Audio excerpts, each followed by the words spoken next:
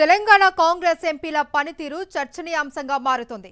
పలువురు యువ ఎంపీలు పార్టీకి తమకు సంబంధమే లేదు అన్నట్టు వ్యవహరిస్తున్నారనే టాక్ గట్టిగా నడుస్తోంది. అసలు గాంధీ భవన్ మెట్లెక్కిన ఎంపీలు ఎందరు? వారు ఏం చేశారు, ఏం చేస్తున్నారు? కనీసం 20 ఏండ్ల పాటు పార్టీకి ఉపయోగపడతారని అనుకుంటే వన్ టైం వండర్స్ గా మిగిలిపోతున్నారా అనే ప్రశ్నలు బలంగా వినిపిస్తున్నాయి. గతేడాది జరిగిన ఎన్నికల్లో తెలంగాణలో కాంగ్రెస్ పార్టీ తరఫున గెలిచిన 8 మంది ఎంపీల్లో ఎక్కువ మంది యువకులే. యువ నాయకులైతే జాతీయ స్థాయిలో చురుగ్గా వ్యవహరిస్తూ కేంద్రానికి రాష్ట్రానికి మధ్య అనుసంధానంగా ఉంటూ రాష్ట్ర ప్రభుత్వానికి ఉపయోగపడతారని వారికి ఎంపీ టికెట్లు ఇచ్చింది కాంగ్రెస్ పార్టీ. వారిలో కొందరు ఓడిపోతే మరికొందరు గెలిచారు. గెలిచిన వారిలో ఒకరిద్దరు తప్ప మిగిలిన వారు యువకులే కాబట్టి పార్టీలో వారికి మంచి ప్రాధాన్యత ఇప్పించి రాష్ట్రమంతా తిప్పాలని సీఎం రేవంత్ రెడ్డి, రాష్ట్ర కాంగ్రెస్ అధ్యక్షులు మహేష్ గౌడ్ ప్రణాళికలు తయారు చేశారు. యువ ఎంపీలను ప్రోత్సహించి వారితో ప్రతిపక్షాలకు కౌంటర్ ఇప్పించాలని భావించారట.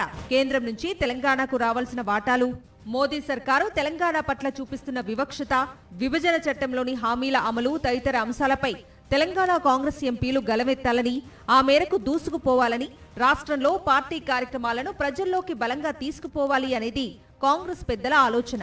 ఇంతవరకు బాగానే ఉంది. కానీ యువ ఎంపీల పనితీరు మాత్రం కాంగ్రెస్ పెద్దల ఆలోచనలకు భిన్నంగా ఉందనే చర్చ గాంధీ భవన్లో జోరుగా జరుగుతోంది.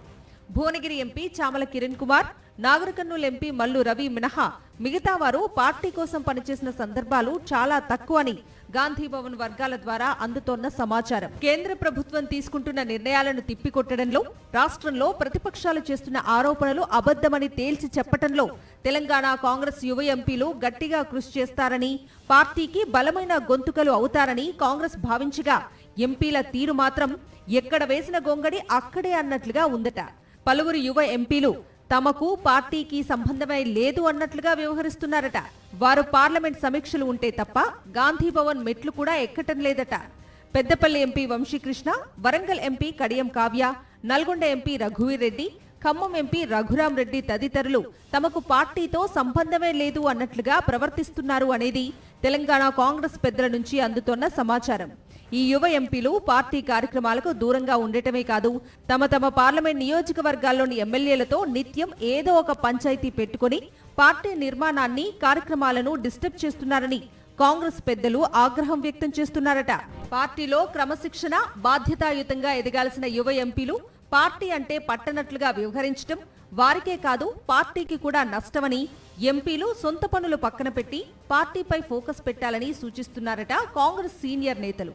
కొందరు ఎంపీలు తమ కుటుంబ నేపథ్యాన్ని అడ్డుపెట్టుకుని పార్టీ కార్యక్రమాలకు అటెండ్ కావటం లేదని, అలాంటి వారందరినీ సెట్ చేయాల్సిన బాధ్యత పార్టీ పెద్దలపై ఉందని కాంగ్రెస్ సీనియర్ నేతలు అభిప్రాయపడుతున్నారట. ఆ పని ఎంత తొందరగా జరిగితే అంత మంచిదని, లేదంటే పార్టీకి మరింత చెడ్డ పేరు వస్తుందని భావిస్తున్నారట. చదువుకున్న వాళ్ళు, యువకులు, ఉత్సాహవంతులు ఎంపీలుగా ఉంటే వారు రాష్ట్రానికి పనికొస్తారని ఆశలు పెట్టుకుంటే వారు మాత్రం తమకేం సంబంధం లేదు అన్నట్లు వ్యవహరించడం ప్రస్తుతం తెలంగాణ కాంగ్రెస్ పెద్దలకు తలనొప్పిగా మారింది. కొత్తగా గెలిచిన యువ ఎంపీలు పార్టీకి మరో 20 సంవత్సరాల పాటు ఉపయోగపడతారని పార్టీ పెద్దలు భావిస్తుండగా వాళ్ల పనితీరు మాత్రం ఆ స్థాయిలో లేదు. వారు ఇలాగే ఉంటే వన్ టైం వండర్స్ గా మిగిలిపోయే అవకాశమే ఎక్కువని రాజకీయ విశ్లేషకులు అభిప్రాయపడుతున్నారు. ఈ నేపథ్యంలో ఇప్పటికైనా ఈ యువ ఎంపీలు తమ పద్ధతి మార్చుకుని పార్టీ పెద్దల ఆలోచనలకు అనుగుణంగా పనిచేస్తారో లేదో అనేది కాలమే నిర్ణయిస్తుంది.